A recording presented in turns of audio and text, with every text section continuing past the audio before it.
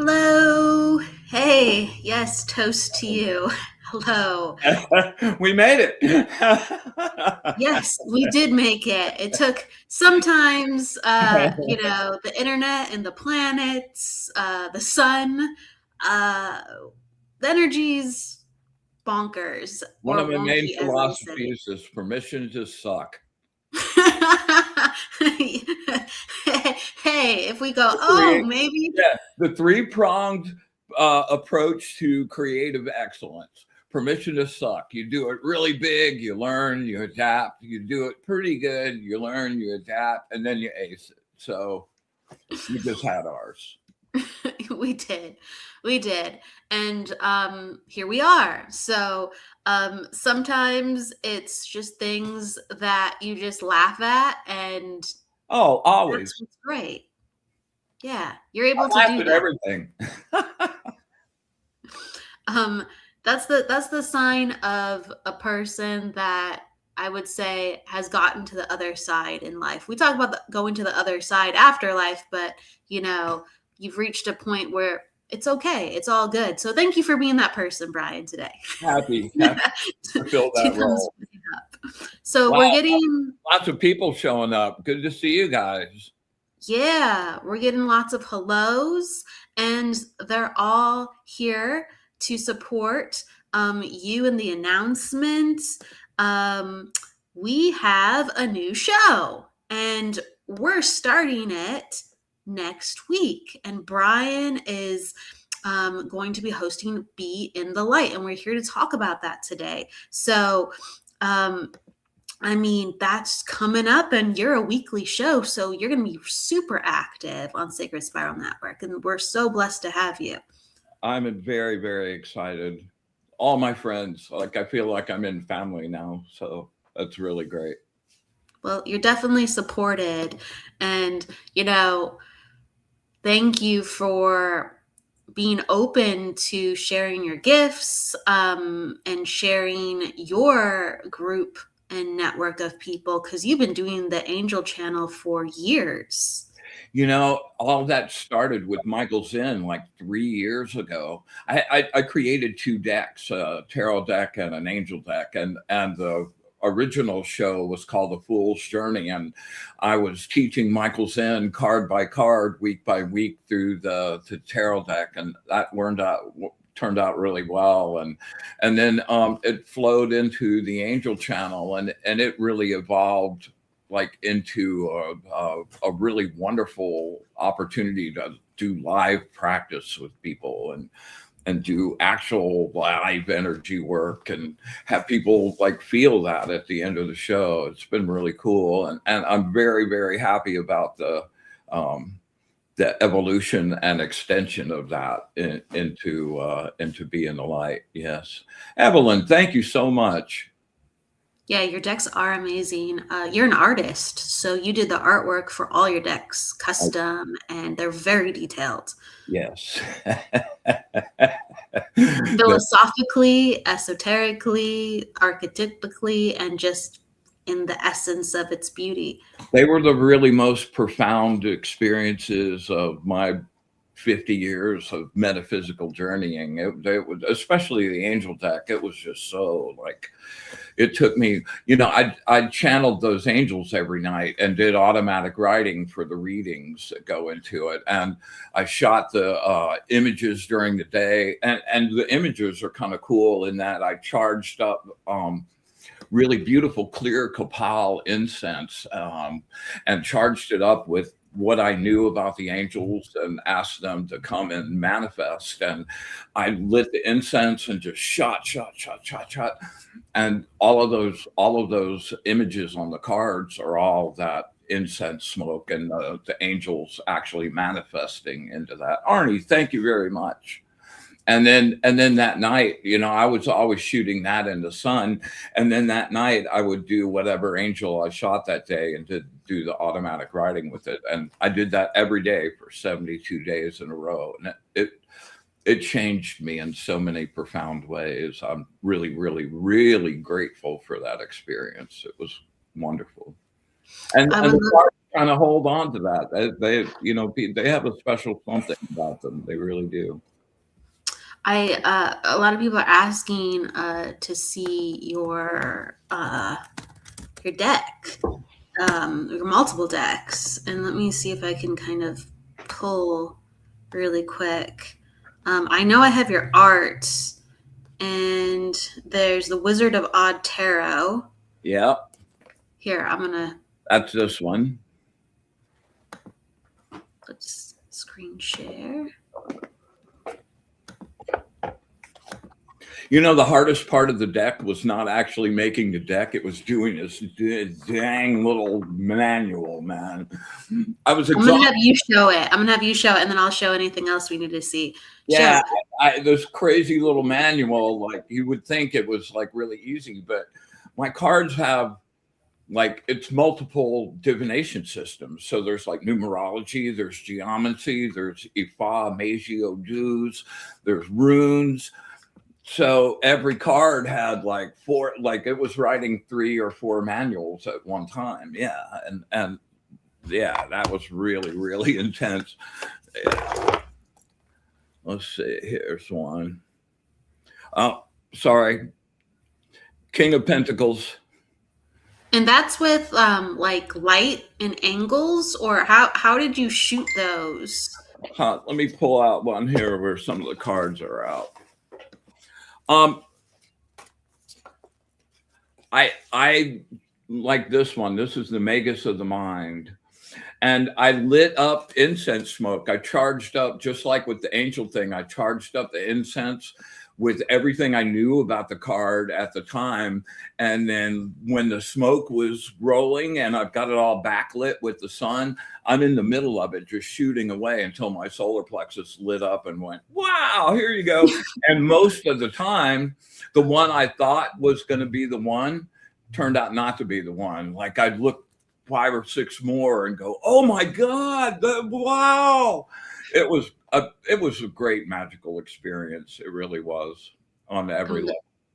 The cards are actually absolutely beautiful. And yeah, I would love to just showcase more so of you as an artist, really. So maybe we should focus on that for one show. But Brian, so for Being the Light, he's going to be doing live readings. He's going to be doing energy transmissions and practicing. So people who are working on their healing skills, he's actually going to be teaching and holding space. So it's very interactive. A lot of people, we're not doing readings tonight, but he will be doing readings next week, same time. Absolutely. Monday, 4:30 Pacific Standard Time. So he will be back in just a jiffy. But people are very excited. And I want to say hello to everybody coming on in. Hello, Sierra. Jennifer Rose is in the house. Kim Princess. Evelyn. Arnie. Hello. Arnie, my brother. Kweezy. I think I say your name like this, Eonis.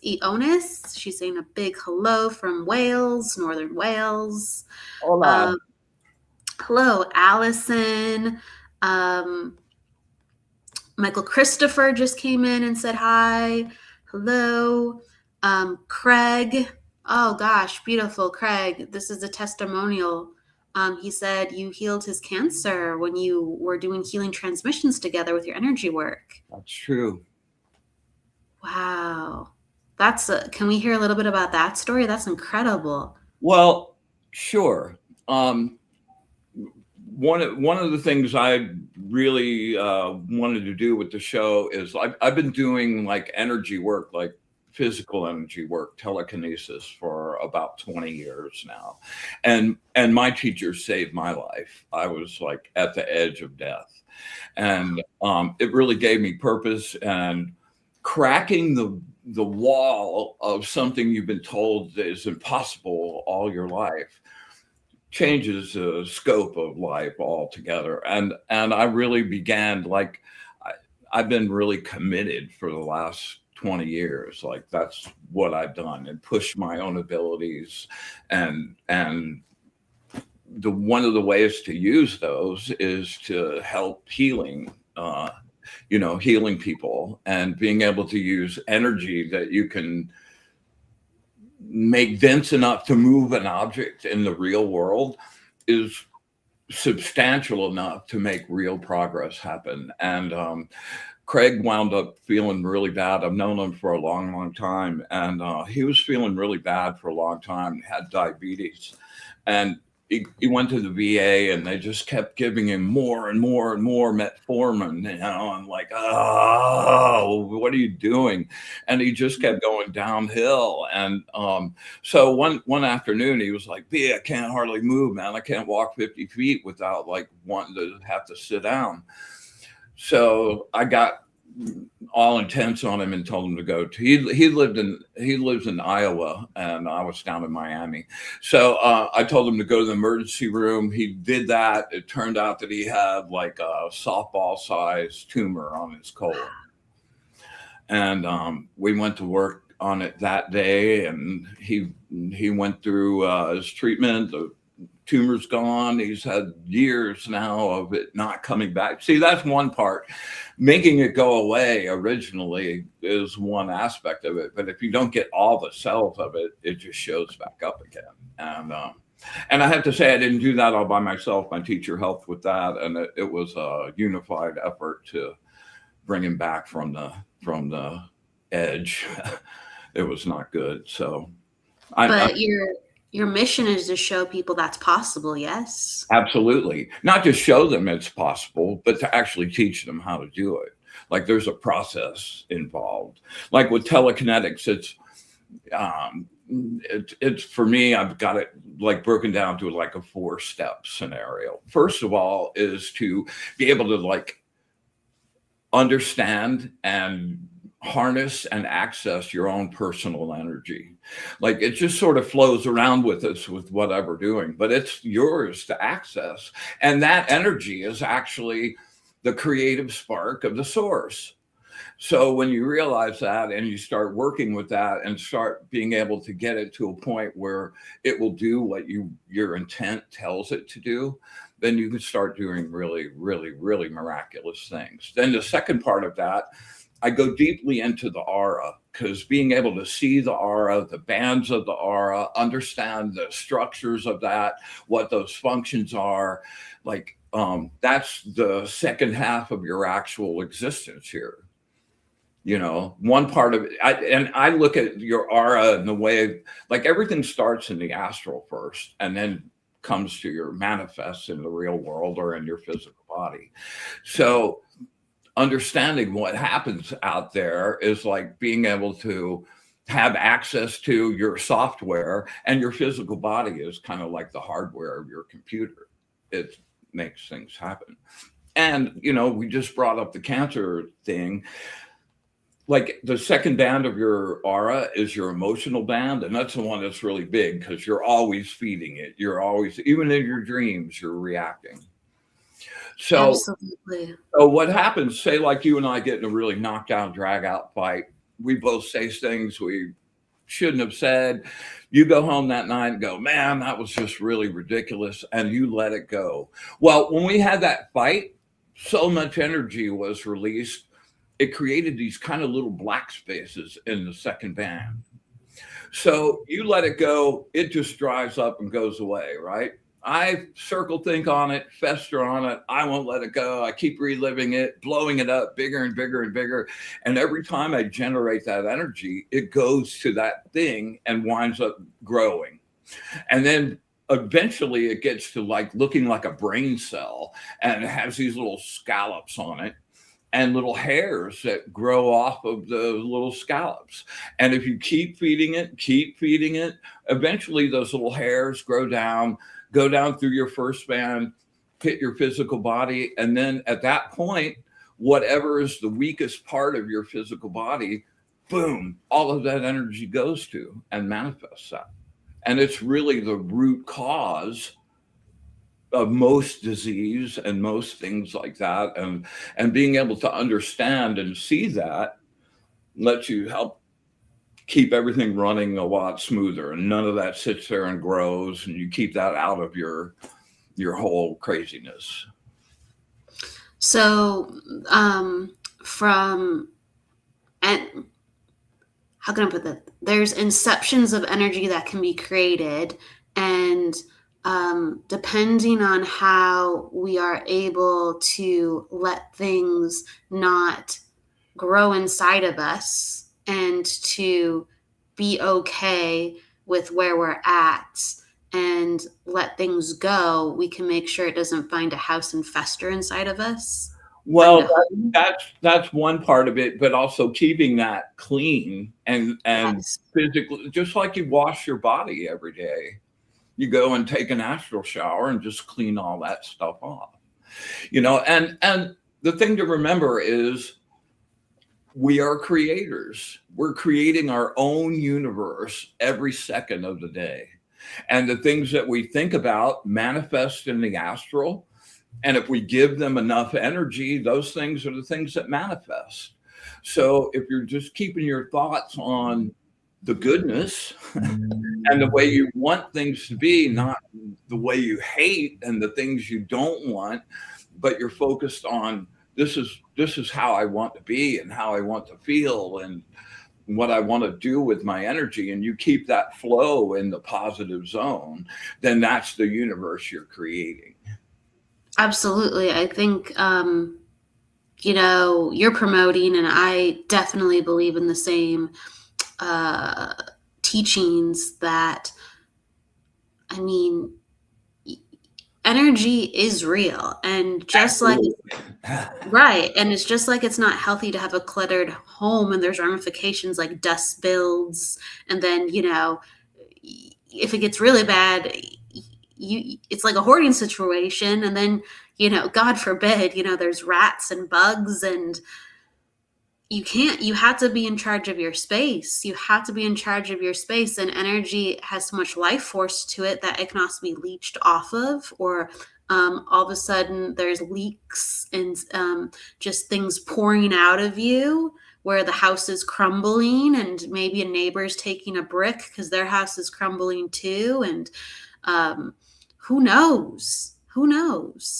And a lot of times we don't even know what's going on when we think we do. So it's this for real. It's this in-depth conversation, and it's important for people who have years and years of healing experience as you do to start to facilitate those conversations and let people to be able to gain their own experience.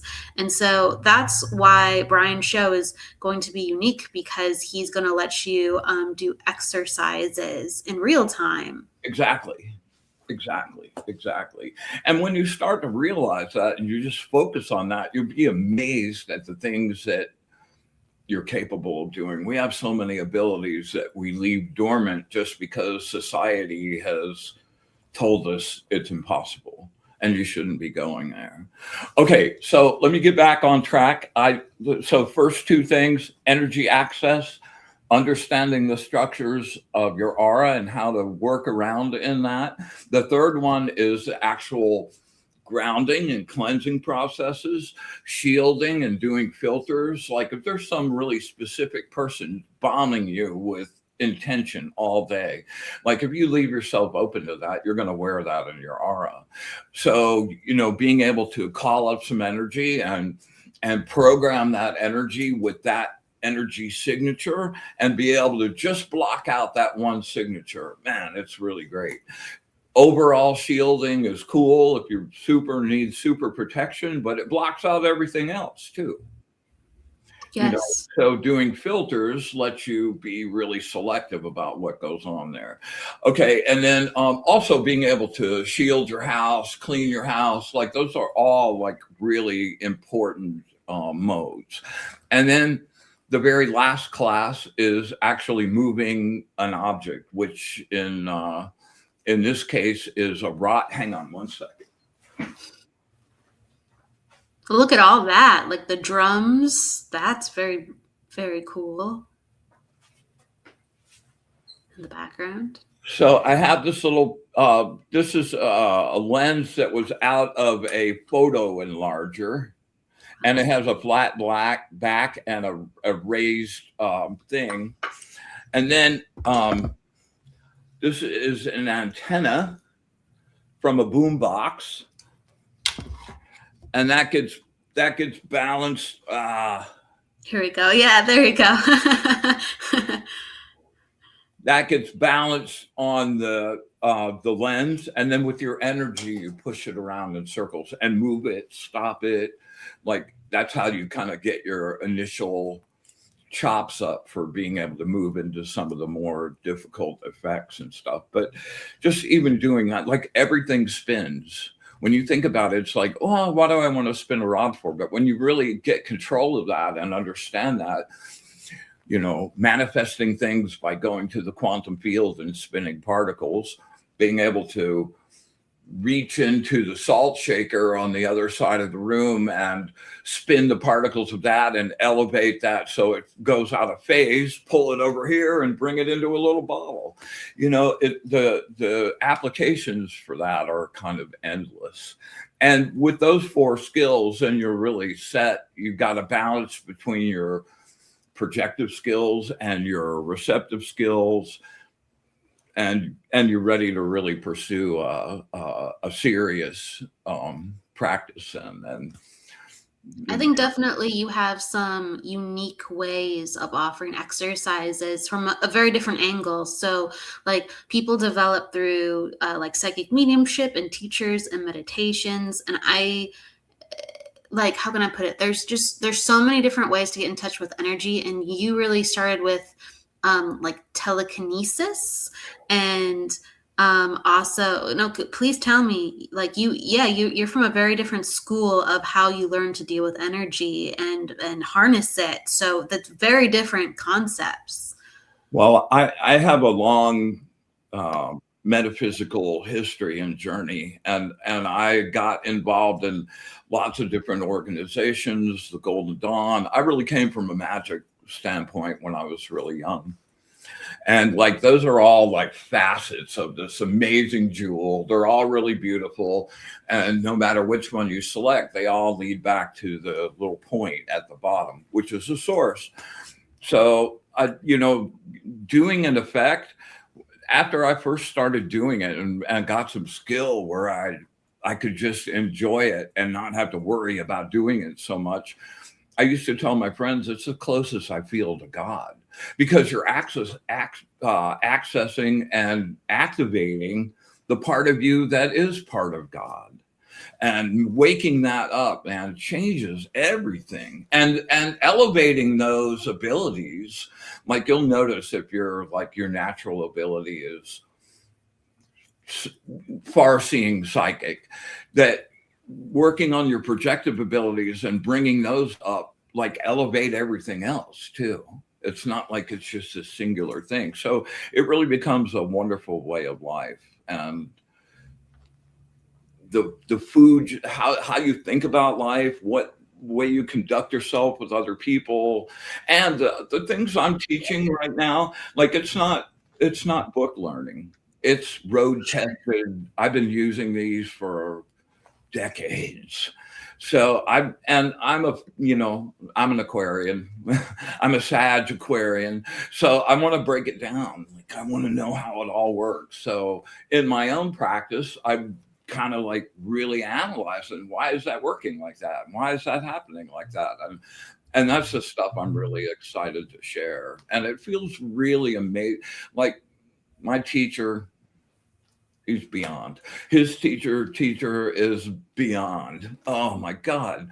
And you know, like I could study for the rest of every single moment of my life and never catch up to them. But it's not really about that. It's like taking your place in the chain, accepting the gifts from people that know more, changing your own life and passing those things down to other people looking for that as well. And that's what's really been great about the Angel Channel show is I throw out my little tidbits every week. And we did the telekinetic stuff in the show, and I've actually got 4 people that have been coming to the show that have sent me videos of them actually spinning the rod. I was like, Wow. wow, Wow. wow. Yeah, like you take a very there, it's almost like physical phenomena with how you're able to bring in the energy into your body and send it out. And I don't think everyone knows about that, like being an actual ability. And like some people do, but it's a whole nother Well, sector. there aren't really books about this. Like the stuff I've learned from my teacher, like you can't find any of that on the internet. It's like, so you have somebody that shows you, gives you the groove, and then sends you off to like find your own activation, and actually doing it myself. And even before I started the telekinetics, I've always been a practical magician. I always wanted to, like, if it doesn't show me some effect in some way, shape, or form, whether it's psychic or whatever, like I lose interest in it very fast. So I like the things that actually work and you can see things happening for yourself and for other people. And that's the projective effects of the ultimate demonstration of that. My friend Craig, man, he's alive. Yeah, walking example. Size tumor on his colon, man. And that is a type of cancer that's very, very fatal usually. And recurring. That was the huge worry for me, is make sure we got all of it. My goodness. I'm really excited to have you facilitating talks about what is possible with energy, physical manifestation, whether it's on the healing side or energetic side of learning what is possible, how we have power, how to access and connect with other power grids even. There is a question, I think that's neat, from Michael Christopher, and he was saying, Brian, just curious, are you able to identify others that have healing abilities? Well, I really worked on my ability to see auras. So like I don't turn that off and on anymore. That's like actually the thing I see first on people. And usually that kind of shows up in really specific ways in your aura. Just like you can see, like somebody's got a really bad neck ache and headache, you see the little it's really obvious where it's happening there. And then that's one of the main reasons for developing that skill, which is actually a class I teach and I'll be showing in the show how to see that, because you're not guessing in any way, shape, or form. You're going right to the source of the thing you need to work on, and that makes it a lot easier. But yeah, in answer to your question, Michael, yes. And dude, I love your work, man. You blow me away. Michael's rocking. You said like that's a part that you see first, if I may ask. So do you feel it? Do you see the color? Like what hits you? Like you'll be able to go more into it and see aspects at different times. I can understand that. But what hits you over the head first? Because you said you're like, it's the first I'm thing. really visual. Like I'm the ultimate image kid. So like I walk up to somebody, I'm seeing their light sparkle before I focus on their actual physical. And that's just a really great way of knowing how to flow through the flow. So you see people sparkle. So like, how does that look from person to person? I'm just really, I just need to know. You got me so curious. I need to. Well, everybody has colors. Everybody has a vibration and a resonance that they vibrate at, and a frequency. And those frequencies all like relate to, they generate, it's not photon light, but it's astral light. in different colors relating to that um, particular person's frequencies on that. So everybody's a different color. It's really very beautiful. And, I don't go walk around telling people, oh, yeah, I can see your aura, because they just think you're crazy, man. I have enough of that already. I mean, it's real. It's real. I don't necessarily see sparkles on people all the time, Well, but it's I'll not see just like sparkle, colors it's and a glow, man. It's yeah, a the glow. energetic glow. And it's usually the second band that you see first, because that's got the most energy in it. That's where your Yeah. anger and your love and your like all of those intense emotions live in there. So it's always really big. And it's always reacting to every bit of input that you get. Your aura is reacting. It was just a little bit. So it's like the turbulent sea, it's always in motion. And you can kind of like one of the ways I pick to practice, like I like to practice in situations that annoy me. So I'm in a grocery store and every day, long lines, long lines, long lines. I'm like, oh my goodness. So Oh I'm my in a goodness. store with it during the day with fluorescent light, which is the worst light in the world to try to see some astral light. And I started practicing on seeing the auras of the people in front of me. And I started picking up information about them. And like now I can do that like really easily, but it was very difficult at first. But it's just like anything else. You want to get good at anything, you got to practice. Whether that's a musical instrument or drawing or like it requires repetition and practice and learning, and all of those skills are available to you if you want to put the effort towards manifesting them. I agree. Practice, practice, practice.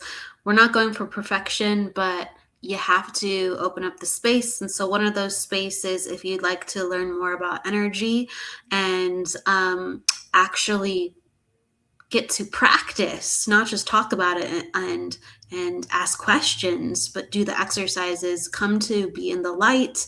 That is debuting next week at 4:30 Pacific or 7:30 Eastern Standard Time, and it's a weekly show. So Brian is going to be here, just really holding space for a lot of people very frequently. I So really look forward to connecting and sharing some goodness for sure. Michael's in, Mike Bud. There you go. he came in right at the end of the hour, or the well, it's not the hour, but you metaphorically speaking, clutch, Yeah. Michael. Really want to send out the invitation to come and play, and you'll feel better at the end of the show than you did when you got there. So come share with us. I'd love to see you guys. That's a great intention, and please, everybody who is asking about Brian's work. He does so much, and you're going to get to know him further. Please go to his website, and I'll just showcase that for a second before we go. Wizard of Odd Tarot. I'm in your art section. Yeah. For just a moment. This is all your photography and also your light painting artwork. Absolutely gorgeous, absolutely beautiful. So that's just a taste. That's just a small thing of what he does, and it is mighty just in that. So with that said, I guess we will bid you adieu for tonight. Thank you for coming by, and Michael is singing your praises as well. And Evelyn, I can attest to feeling better after the show. Awesome. People are sharing the love. They really are.